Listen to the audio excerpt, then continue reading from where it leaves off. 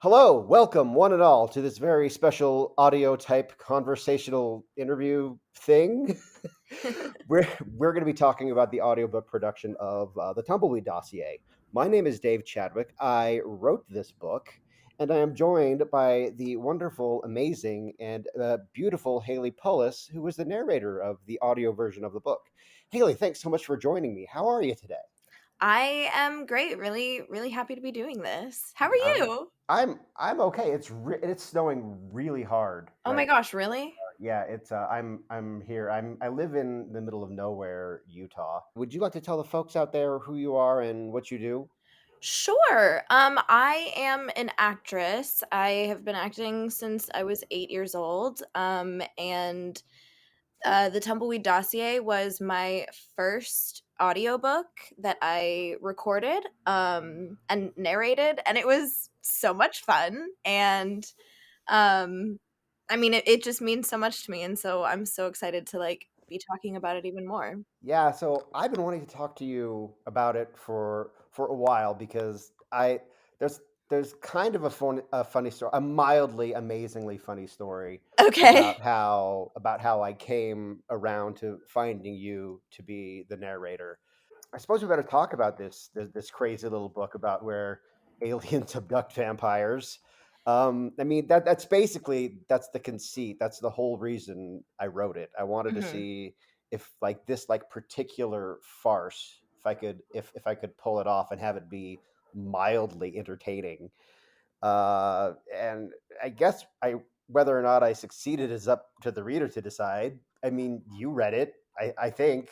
What did you what do you think of it? I think I read it 3 times. Really? Yeah, I read it once just to, familiarize myself with it, and then once again to kind of highlight all of the different characters and make character notes, and then the third time while I was recording it. So Yeah. I never was uninterested. It was so good every single time I read it. That is like an amazingly relief to hear about this book I wrote 14 years ago. Um, I'm pretty old, considering how young I used to be. I used to be 28, now I'm almost 42. I'm going to be 42 in 3 days, believe it or Well, not. happy almost birthday. Yes, thank you, Haley. I appreciate it. um, and for a long time, I was in the United States Army. Now, I was maybe a little bit too ambitious in my younger days, and I decided that I maybe wanted to be an Army recruiter back when I was 20 years old. Way too young to uh, have a job like that, but I Sure. applied for it and I got it. And I was one of the youngest Army recruiters in the history of the Army. It's it's unverifiable whether or not I was actually the youngest, but for the longest time I said, "Yeah, sure," because it's just like it's one of those things where it's like, who's going to check that? Yeah, I was You know definitely what? the youngest. Yeah, you have a right to that title. I was definitely the youngest. I mean, there's no way to check it or verify it, but if Exactly. if I'm not the youngest, then I'm like very very close. And they sent me. I was assigned to the Provo Army Recruiting Station. I was, a young corporal, 20 years old, and all the seasoned veterans who had been in the Army for a long, long time, they all decided because we each got like two high schools in our region. Our station covers just like most of central Utah, all the way down to like almost the Las Vegas area. So it's a huge, huge swath of land. And we each got high schools. We got two high schools that were in town, that were in the Provo Orem area, and we got two high schools that were down in the rural areas. Mhm. And since I was the lowest man on the totem pole, just by virtue of my age and only having been in the active army for 2 years at that point, they're like, Corporal Chadwick, you are going to get Delta High School and Millard High School. And they are way out in the middle of nowhere. Like Of these. course. So I remember the first time I went down to Delta High School. I was like, what is this place? It's just like there's just like you just keep driving and driving and driving. You got to go down from Provo and then just make a right at Nephi and then just go for like an hour and a half out into the middle of nowhere Hmm. to like this tiny, tiny little town. It has like maybe when I was there, it was like 2,000 to 3,000 people. Oh my gosh. Yeah, and there are smaller towns than that out there, Sure, believe it or totally. not. Yeah, I know. I was just amazingly charmed by this place. Yeah. I was just like amazingly charmed by this place, and I spent as much time there as I could because I was just so fascinated with this like small town, this ultra small town kind of life, and Hmm. how people can live there. So that always stuck with me. So I did that, but then I went back into what's called the mainstream army. In the course of 3 years, I did two tours in Iraq, two back to back tours in Iraq. We had a 10-month break in between our tours. Now, the reason that's important is because the 6 week period in between from when we got back from Iraq the second time was going to be reassigned to Maryland is when I wrote my first book that I wrote in the Army called Happy Valley. Mm. So I wrote that and I was like, oh, this novel writing thing is an interesting, cool thing. And I've proven to myself that I can do it. That was the first one. And then the second one, it was a Christmas book called Son of Santa. And I wrote that when I was in Maryland. Now, when I was in Maryland, this was in 2007 to 2008. At that time, the Army was in the news a lot for not making the recruiting quotas. So Okay. when I was in Maryland, I was pulled back to recruiting twice to go back to that same station. And I wrote the third novel. It had been like about 8 months since I had finished Son of Santa, Hmm. and I was like, I really want to write another one. And I was just Can I like, just what can I That's do? What's up? Go amazing. ahead. That's amazing because I feel like most people would struggle to just write one one novel every several years. Yeah. So so that's pretty crazy, Well, first of all. well, thank you. Well, I mean, I have an overactive imagination, so I love it. That's fantastic.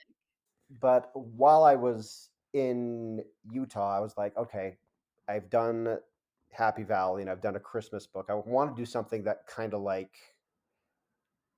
wild and kind of out there. Like, what two things can I mix? And this actually happened before I was in Utah. I got a big whiteboard and I put it up on my wall in my apartment in Maryland, and Mhm. I just like started writing down elements, just like what can I do that is just like that are just staples. And two of the first ones on there were aliens and vampires. I And love it. so I was just like, okay, what if an alien abducted a vampire? Duh, right? So I was like, okay, well, that's the idea, but it took months for me to figure out how to do it. And in that time frame, I got pulled back to recruiting to go do recruiting in Provo Station again for about three Mhm. months. And when I was there, I started revisiting Delta and all these other places, and I was like, hmm, um, I already wrote a book that took place in Utah and kind of dealt with a lot because I grew up here.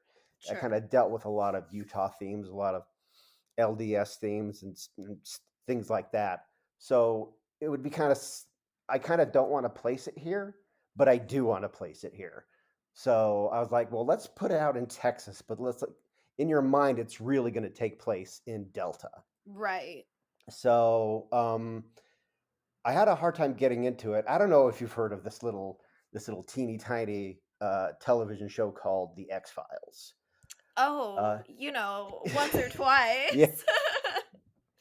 we're gonna make this my X Files homage. So Yes. it's basically two FBI agents. We have a Mulder and we have a Scully, but the male is gonna be the guy who doesn't believe any of this garbage, Mhm. and the female agent is gonna be our Mulder, who just believes in everything. Yes. And that's Stan and Kim. Those are our FBI agents. Stanley Be Good because that's the kind of book I write. I make up names like Stanley Be Good. I love it. That's one of the things that like drew me into the book to begin with was the names. Yeah. And of course, Kimberly Hart, whose name I may or may not have stolen from a Power Ranger. I don't know. You can't copyright a name of a character. I'm totally in the clear. Can't do Honestly, it. I've never even seen Power Rangers, so I had no idea. Yeah. Well, I mean, that's good in a way, I guess. It's just people. I needed like a mystery surrounding it. So I was like, well, what if the alien that they abduct is like a little teeny bopper girl with a filthy mouth, and Of course. it's like her sister, and that became one of the favorite characters that I've ever written, and her name is Daisy. So Eee. she's our vampire girl, and there's all kinds of craziness going on. I don't know how deep into spoilers we're gonna get. I don't know if we're gonna get too deep into it, Right. but not right now. When we do get into spoilers, we'll say spoilers from here on out. I wrote it, and it's just like I really, really, really enjoyed it, and I published it under. At that time, my pen name was Sugar Ray Dodge because that's hilarious, I guess.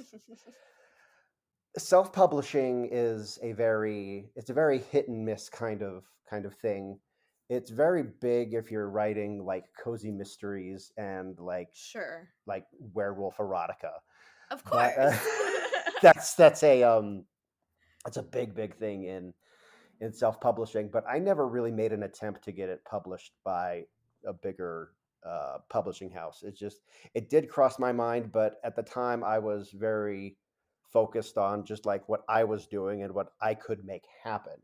Mhm. So and I don't know at the time if I thought that it was good enough for a bigger publisher. So it's kind of like that thing where if you don't like make the attempt, then you won't get rejected. You won't be like, this is terrible. So it's just Right. yeah, I think in a way I was just kind of like insulating myself from that. Yeah. So and the following year in 2009, I wrote a bunch of because I had all these characters going through my mind. It's not just from Tumbleweed, but from Happy Valley and Son of Santa. And I was like, there's more that these characters could do. So I started writing a bunch of short stories. And that's where the second half of the book comes in. Oh, got And it. that's Okay. why if the second half of the book seems disconnected from the first half of the book. Well, not half, it's really more of like the last third of the book are these Sure. three kind of trilogies. It's just of short stories. One is about Elvis, one is about sewer alligators, and the last Uh-huh. one is about Egypt, and it's kind of weird. I just was trying to like tie it all together so that I could actually finish the book. And that is how the book has been constituted since about 2011. Recently, I decided that I wanted to, and then I didn't write another. I took a break from writing prose novels, and I did a web comic for a really long time. I don't want to get too into it, but it ran into legal issues. It was somewhat successful, but it was a movie parody comic book series.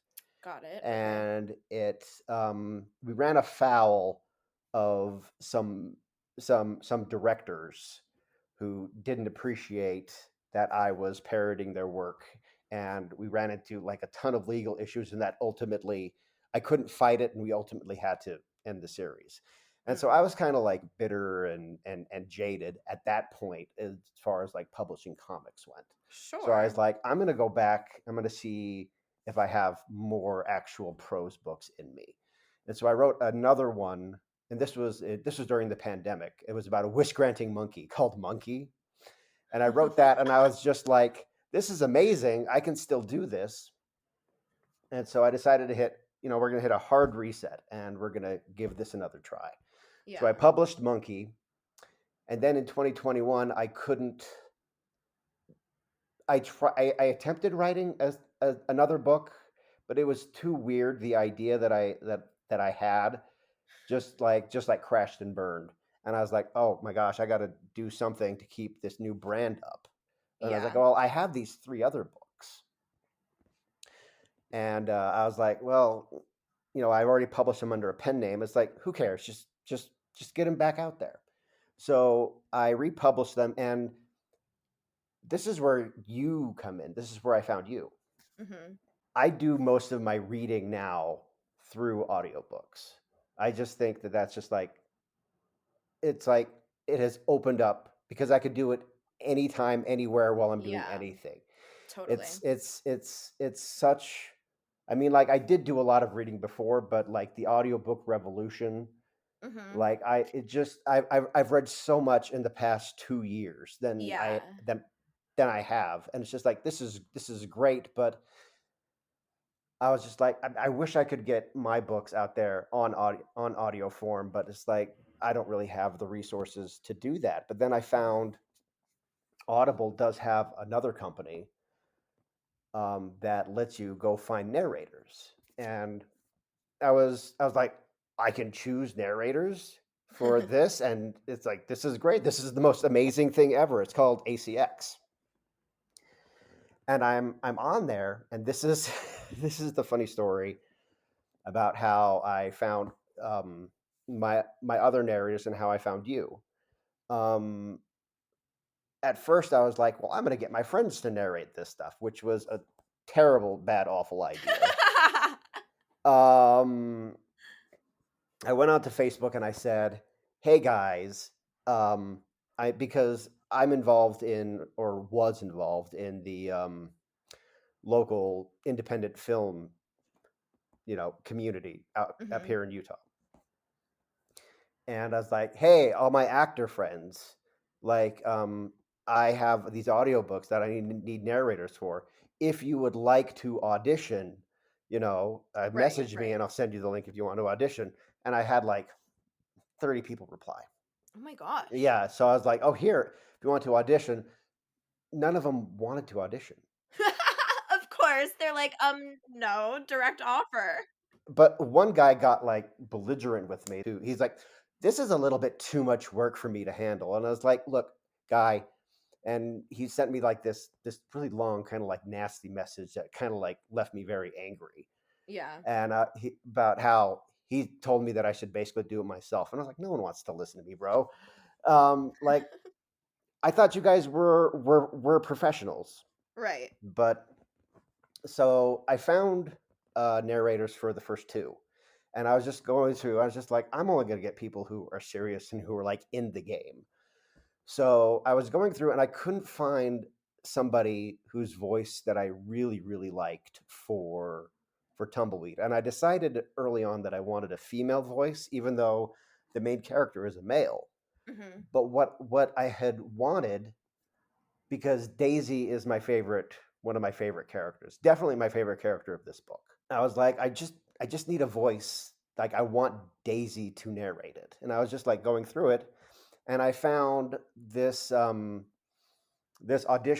like on ACX. You can go on there and you can like listen to like audio samples from people who are looking to become narrators or people who Mhm. have narrated before. And I found this really awesome voice that I really liked. It was the that very famous monologue from Gone Girl. Yes. And I was just like, okay, well, we'll listen to this because I had recently read that book. I hadn't seen the movie. I watched the movie after I read the book. I Mhm. was just like, this is super messed up. It's a Yeah, lot. this is intense. Like this is yeah. So I read the book, and like that monologue. Spoiler alert: this was Haley. Um, and that monologue that when I re- when I read the book, the monologue that you auditioned with that I Mhm. found, like it always stuck with me. And so when I heard this, I was like, oh, this is that intense Gone Girl monologue. This is great. Mhm.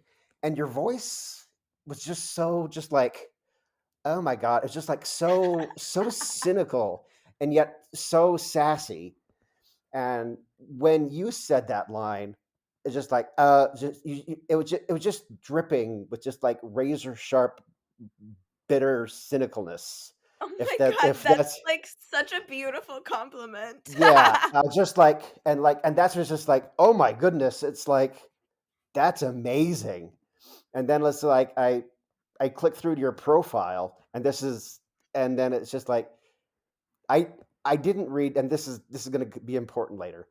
I didn't read like what you said about yourself in your Mhm. profile.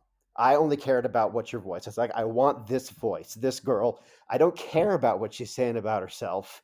It doesn't Well, and matter it's to me. Now, funny, the reason I say that is because you said something like she's been acting since she was 8 years old. Yeah, uh-huh. go ahead. Well, I was gonna say, I don't even think I put that much detail. It was just, like, a couple sentences about me or something like that. Yeah, it was something like she like now, like I said, I've been involved in the independent amateur, I guess is the correct way to say that, the amateur film circuit here in Utah. And I know a lot of actors who say things about themselves that turn out not to be true. That Totally. just are just that just like talk themselves up, and I was just like, I saw like, but the words just kind of like washed over me. I'm like, okay, sure, whatever. I've heard it before. I just want your voice. Mhm. I just want this. I was listening to some other ones, and I was just like, I wish that Gone Girl would respond because she's just perfect. But if she doesn't respond, then whatever. And then you sent me the email like 3 days later. It was like, "Hey, I would love to audition." And I was like, "Yes!" I was so excited, and then you sent me your audition, and it was just like it was like it was like angels singing.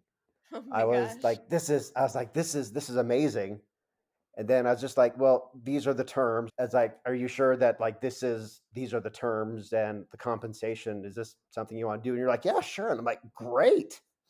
And then I can't remember what it was that compelled me to Google your name, but I Googled it, and the first thing that pops up is a Wikipedia page, and Uh-huh.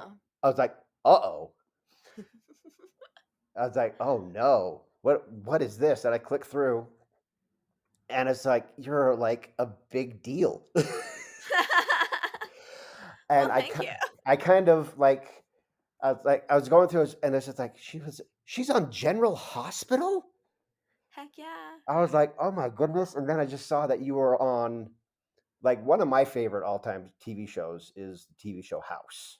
Oh, yeah. Oh my gosh, that was so fun. And I was just like, wait, she was on House? What? I would know about this. And I clicked it. She was like, wait, she was the girl that got hit in the face with a soccer ball? Yeah. It was a Like, hockey puck. oh, was it? Oh, it's been a while, but I was just like, oh my goodness gracious. And I kind of got, and then I was just like going through just like all you just have this like list, this IMDb of like actual movie credits of like, it's not like the actors I know who are just, you know what I mean. I Yeah, do, I do. I appreciate it. Yeah, I mean, acting is, my life. It's my whole career. I've done it I know that now. forever. Right, right. No, I know. Yeah.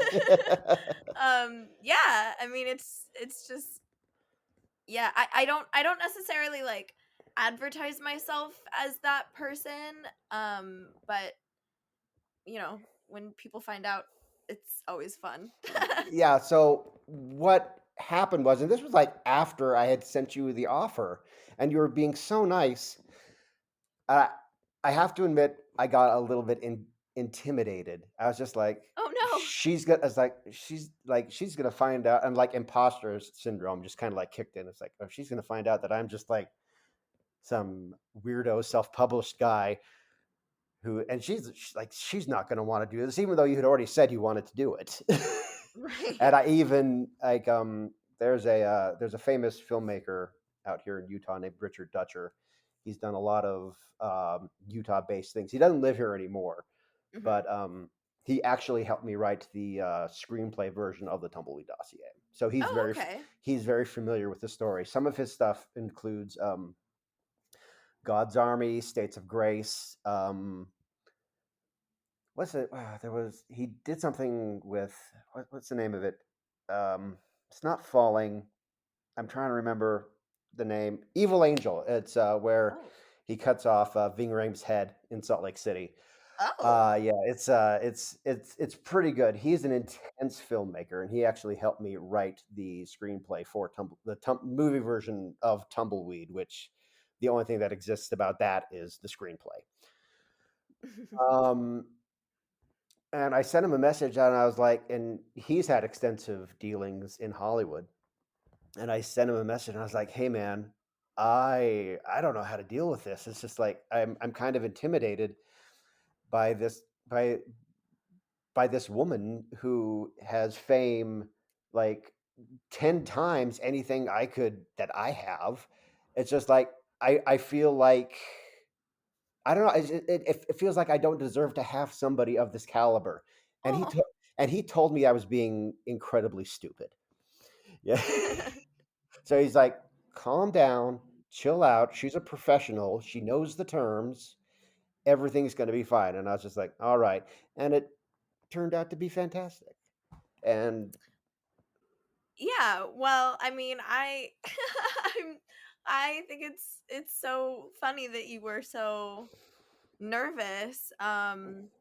I was honestly a little bit nervous because I mean, I had never recorded an audiobook before. I was so determined to like give you the absolute best product that I mhm. possibly could.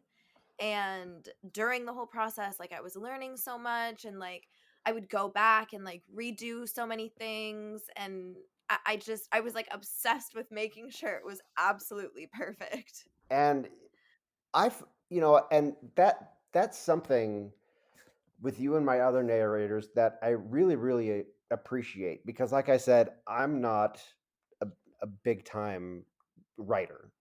I'm not. I mean, I'm just a small, obscure writer man. That's who I am, and that's who I always have been. I have ambitions to be something bigger than that, but the way that you did this and that the fact that you were willing to do it, like I can't tell you how much that really meant to me and still means to me, the fact that you actually did this project. So like I guess like I feel like I haven't expressed my thanks to you properly. I mean, this is the Oh, first time we've ever actually spoken. So I suppose like now is the opportunity for me to tell you that is that this is something that is extremely special that you did this for me. It's something that I'm never I don't feel like I can ever properly express my gratitude to you for that. that's so sweet, honestly. Like I don't even know what to say. I had such an amazing time recording the book. Like it was so just a project of love, like such a passion project. And I am a little bit obsessed with these characters. I still think about them all That's the time. that's actually really awesome to hear. So this was the first audiobook you've recorded. I mean, like to me, I find that really amazing because you're just such a pro. Like, do you mind if I ask you what your whole experience was like? I mean, I've just jabbered on for the last 20 minutes. So, do you mind if I ask you what your whole experience of this was like for you? The whole venturing into the realm of audiobook narration, what that's been like for Yeah, you? actually I'll start from the very beginning. Okay. I had only published that Gone Girl monologue sample like the night before you reached out to me or something like that. And I was No like, way. yeah, I was like, wait, how did how did he even find me? Like I didn't even like go out there or like submit myself anywhere. You just happened upon me, and I was like, all right, well, it's gonna be some like weird offer, like some random book. It's not even gonna be good. And then I like read through it. I was reading about it a little bit, and I'm like, oh my god, wait, I want to do this. Like this Nice. sounds so fun. Um, and yeah, I mean, just from there, like I was immediately hooked on Daisy. I think it's so great that your idea was to kind of have Daisy essentially be the narrator, because I'm certainly the most like Daisy. um We definitely are kind of valley girls, um, like through and through.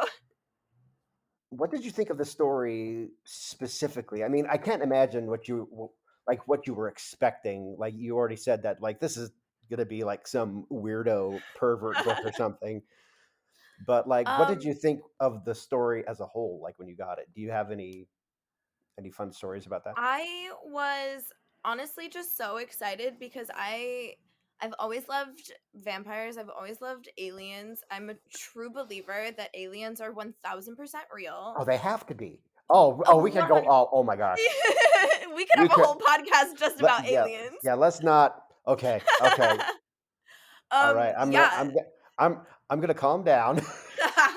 I'm gonna take a breath, and we're gonna continue. I'm gonna allow you to continue the story, but space is so big, aliens are definitely out there, and anybody Exactly. who doesn't think that, I don't know what's wrong with you. But anyway, Yeah. yeah, Totally agree. Yeah, so I was just like so excited that you were putting these two like extreme characters together like aliens and vampires yeah, and just like the way that they interact with each other and the fallout of their interactions and just everything. Like it was so fun and I was so immediately invested in the characters because I mean Daisy, it's not hard for me to love Daisy cuz she's me. yeah, But like Stan and Kim, they totally stole my heart away. I really expected Daisy to stay my favorite character throughout, but Kim sort of became my favorite character towards the end. I think they're tied at this point though. oh, Kim and Daisy, yeah. Yeah. I really like when I was writing it. It's like I didn't expect Kim to. I kind of I don't know what I was expecting with Kim, but Yeah. her role really became a lot more than kind of like I originally intended it to be, which is Mhm. strange because she's almost the pivotal character because she ties Yeah. like everything like she has the most to gain and she really goes through by the end of the book, spoiler alert everybody, she goes through the biggest change by the end of the original. The like not necessarily the short stories, but definitely by the end she's gone through a pretty radical change herself. Right. Yeah.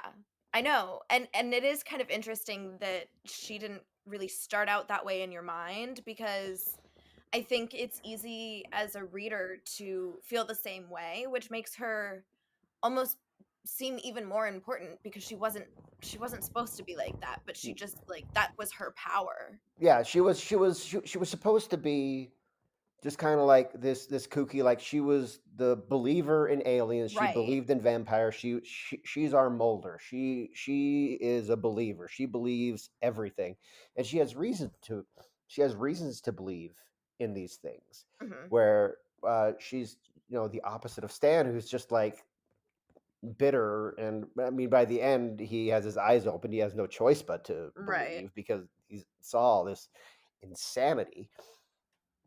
But yeah, it's honestly, like, not to toot my own horn, but I didn't know how it was all going to end up when I began, Right. which is, if I did, I mean, how boring, you know? I completely agree. So, yeah, so there is one thing. I mean, if I suppose we're in spoiler territory because from here on out, I guess we're just going to be talking about the actual story itself and just like Yeah. things that just like come to us. I did want to say, and because this is directly related to the audiobook production, when I was reviewing the audiobook for release, I actually got into my car and I drove out to Delta Mhm. to listen to it. I told you that I was doing this at the time, and I was like, this is going to be like such a excuse me, this is going to be a really cool experience, and it was, and every time, this is not incorrect. This is not a criticism or anything, but every time you said foyer, you said foyer, which is also a correct pronunciation. Every time, and I didn't realize how many times I actually used the word foyer slash foyer to every time you said foyer, and just like I just like, ooh, foyer, you're so fancy. That's so funny because people make fun of me for saying foyer instead of foyer all the time. But that's how So I don't know, that's just how I say it, I it's just like, guess. oh, they'd be like, oh, I'm from California. I'm from Palo Alto. We have foyers out here. Yes, exactly. It's so fancy. It's it's pretty good, but now I've gone over this material in my life in the last 14, 15 years at least 100 times. Yeah. I mean, like, I've forgotten a lot about it now, but like for a while, I mean, like, I know what's coming up, and just be like, oh, well, this is a nice, fun experience. Like, oh, this, right? Yeah, like that whole thing. Mhm. But it's like it's a well trodden road for me at this point because I wrote the book, I wrote the screenplay, I actually wrote a comic book adaptation for it that didn't get Amazing. produced. This is probably the story I've written the most in my life. I mean, it Um, makes sense to me. There's so much that can be done with these yeah, characters, which is something that I love about this book so much is yeah, like these characters are just so lovable and I don't ever want to give them up. I just like I want to know what they're up to right now, you know? yeah. I I I know exactly what you're talking about. Um, but um, but not once has this material that I wrote myself ever make me weep or tear up. Because what kind of dork does that? Like, oh, I wrote this. It's so great. Oh my gosh, I made myself cry. I mean, like, what kind of egotistical, like, who would do something like that? But I'd actually left Delta, and I got down to Delta, and it's not really the same place it used to be. And I was just driving around there listening to Tumbleweed Dossier, and I was just like, this place is not as charming as I remember it. This place is Oh kind of a no. this place is kind of a pile. Oh And no. but the thing is I was having so much fun, so I actually left because it takes a long time to get out there. And it takes a Yeah. long time to get back. So I was just be like, well, I'm gonna hit all my old haunts, and I was really mad because they built a new high school there, and like the charming old high school, they tore it down. It's like you, Oh, of yeah. course. I was just like, yeah, it wasn't my high school, but like, ugh, Yeah. like everything should be the same as when I loved it. Always. So, so I actually was driving back, and I was going through another town called, I think it's called Eureka. It's a pile of crap town, but I was driving through it to get to Nephi, which is another town out there, which is the town you got to get to go back to civilization. Mhm. So I'm in Eureka, and there's at a point. So, like we said, spoilers. At this point, um, the UFO has crashed into Tumbleweed High School, Right. and circumstances has put Kim on the UFO. They don't know where Kim is. Because Kim is missing, all hell has broken loose, and the UFO has crashed into this big campaign rally. And Stan is with Daisy, and they're like, Daisy puts it together. She's like, "Oh no, Kim's in the UFO. We got to go get her." And she's right, and she's dying, basically. Mhm. And Stan doesn't want this to happen. And Kim basically tells Stan, hey, you can't blame yourself for me dying just the way you blame yourself for everything because you can't do anything. The words are much better. I actually have the book here. I don't really want to read what I wrote, but Kim's basically just telling him, like, since you're unable to forgive yourself, then I'm going to do it for you. I forgive you Mhm. for like all your all your perceived shortcomings. So that speech that Kim gives. Now, when you portrayed it when it came through, I never heard I've never heard somebody that's not in my head say it. So I've never heard an actual female portraying the character Mhm. speak those words.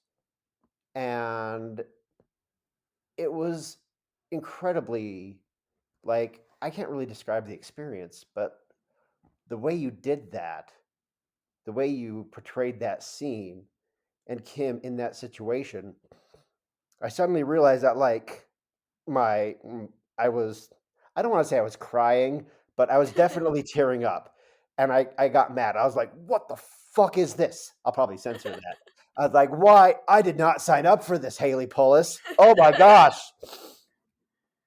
And I was just Um, like, it was incredibly moving, and I was just like, "Okay, all right." I had to take a deep breath because I was not expecting such an emotional experience with that, and I was just like, oh my goodness gracious, that was something else.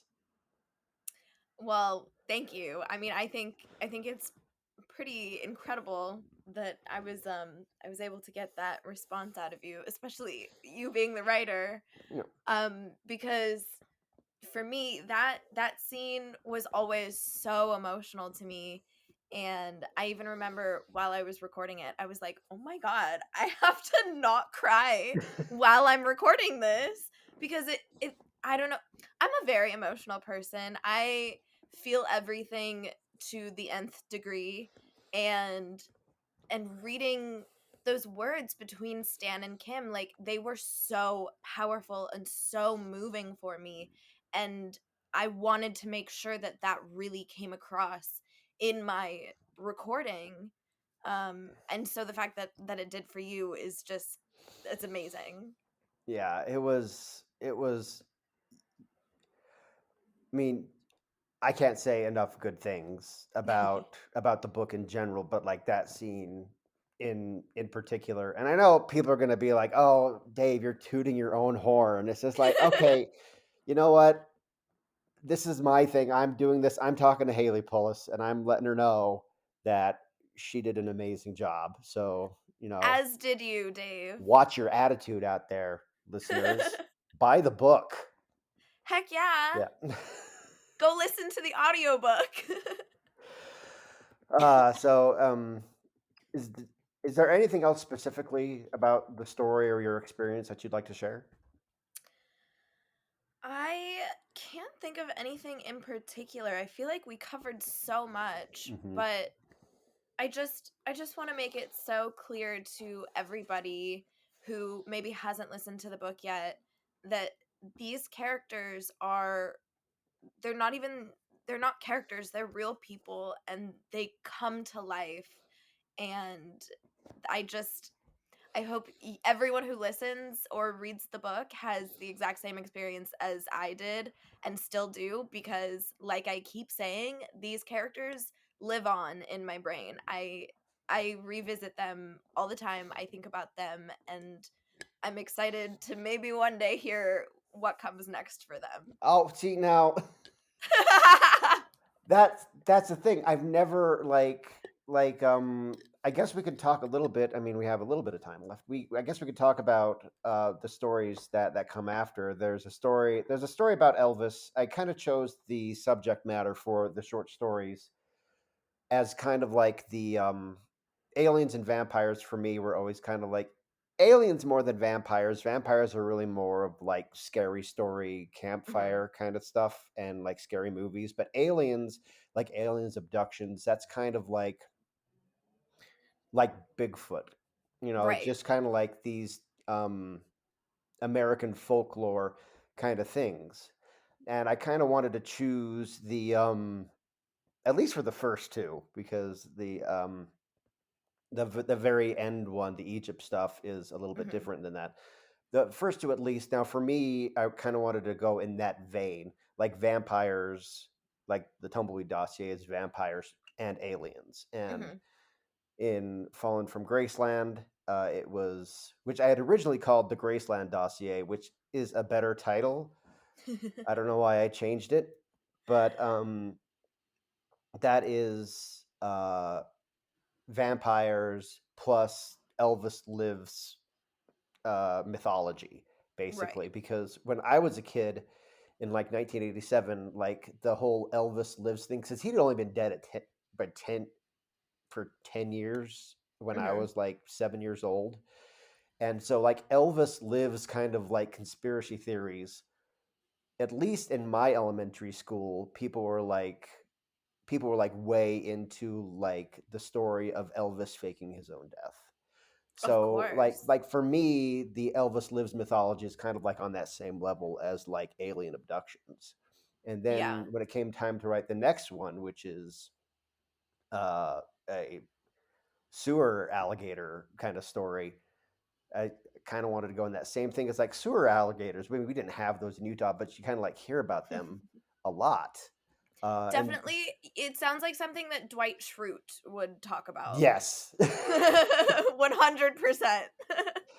absolutely. And then the whole Egypt thing at the very end, I was just like, because with Happy Valley, those the three short stories that I wrote for that book Mhm. were basically tied up the entire. It was just like, because these stories I just wrote them just like they were connected, but only connected by the recurring characters that were in them. They weren't Right. really connected when I wrote them. But um, for Happy Valley, the last one, the third one that I wrote, was really the last chapter of like a 3-act story. And I kind of Sure. wanted to like, okay, I want to finish this stories, but I want to wrap everything up. Everything should be in Tumbleweed and be related to the not necessarily, because I didn't want to retell the events of the Tumbleweed dossier. I kind of Right. felt like that had like reached its general conclusion. Yeah. But like I kind of wanted to see Dr. Wiley again. I wanted to see um, Mayor. I wanted to see the mayor. What's his name? The mayor. The Oh. Mayor Johnson. Yeah, There you yeah. I go. wanted. I wanted to see the characters that we had seen in the original novel come back and kind of like Sure. tie everything together. Um, so, but by the end of it, like what I definitely wanted to do, uh, I watched a show a lot in my 20s called 24. And it's that show started off with Jack Bauer trying to save his daughter and his wife. Okay. And Mhm. spoiler alert, the wife dies at the end of the first season. But like the daughter character was still around and she still needed to be in the character because she was part of the cast, Right. but they like ran out of stuff for her to do by season 3, so they just put her in CTU. They put her in the government agency, which was a terrible idea because she wasn't really that kind of character. But I Sure. was like, you know what, I will take that bad idea and I will make it, because just like, if I was setting up, like, if I ever want to write sequels for the Tumbleweed dossier, like, I don't want to write it without Daisy. Yeah. But like, she's not in the FBI. So spoiler alert, I put Daisy in the FBI in the last scene, just so that if I ever I was setting myself up. The other two books that I wrote during this period, Happy Valley and Son of Santa, they're done. Like their stories are their characters are resolved. This was the only one where I left the door open to maybe continuing someday. And Because see, we can't let these characters go. so, and I'd be like, if I ever want to write a sequel, like a proper sequel, not just like, a little short story thing. Mhm. If I ever want to write a proper sequel, oh, and the like the book is dated. I suppose we should talk about that. Like, there are actual dates in the book. Like, I'm a believer that like things are more interesting if they like have specificity attached to Sure. them. So the whole book, the takes place in the years that they were written. So this takes place in 2008, and it's very, very of its time. Like, Mhm. so if I were ever to write a sequel, like that last scene takes place in 2010. So if I were to ever write a sequel, I would have to keep up with that and be like, okay, It can't take place in the present day. It's going to have to Sure. take place like 10 years ago. And Right. remember what we didn't have back then. Like, Yeah, that's so true. yeah, but at the same time, it's still possible. You can still write books that take place in 2012 and 2023. Oh, Uh, definitely. I'm not going to say that I'm not going to make a solid promise that there's going to be more, because what if it's terrible and I have to pretend like it never happened? But it has been on my mind. I'm actually writing another book right now. It's about an evil. Well, it's about several evil clowns actually. It's called Spaghetti and Oh, Meatballs, and I am almost done with that. But I amazing. have to. Well, it's very violent and gruesome. It's not really like the Tumbleweed Dossier. Like yesterday, I just wrote a scene where the evil clown tears a dog in half and Oh, throws the and throws the pieces of the dog at his brother and his cousin to oh make my his god. escape, only to be gunned down by his grandmother with a shotgun.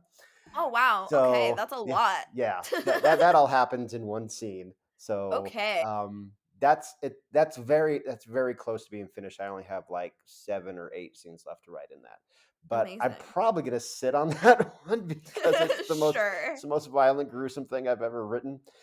And I don't know if anybody would want to publish it, but I have thought about, like, okay, what's next, because I can't go, because I wrote Monkey during the pandemic, and I was like, Mhm. I'm going to write a book a year.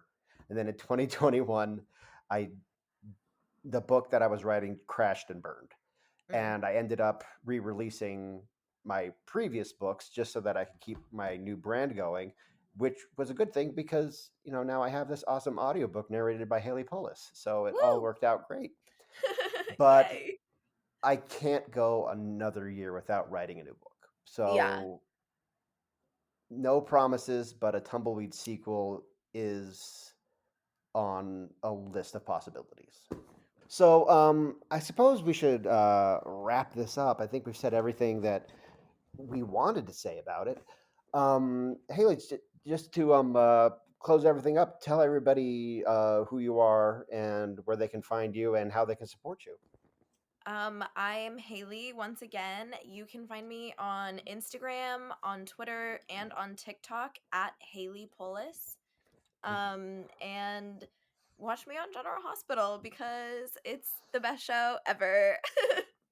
Do you want to plug your podcast, Criminally Insane? I Oh yeah, listen. I also have a podcast, Criminally Insane. We took a little holiday break, but yeah, check out check out Criminally Insane. We're a true crime podcast and we're awesome. I do listen to that podcast from time to time.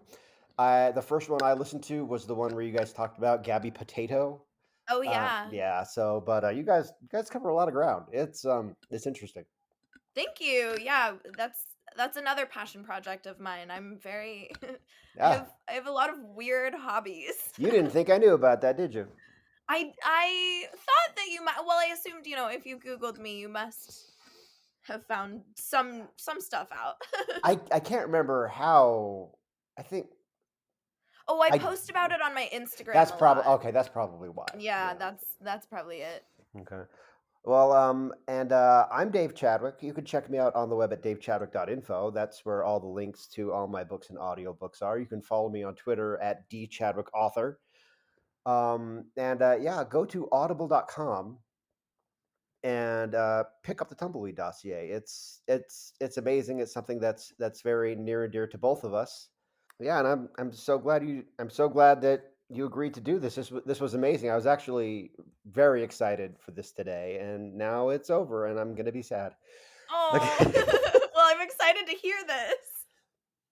No problem. All right, so that's it, everybody. Thanks so much, and go get the audiobook. Woohoo! All right, cool.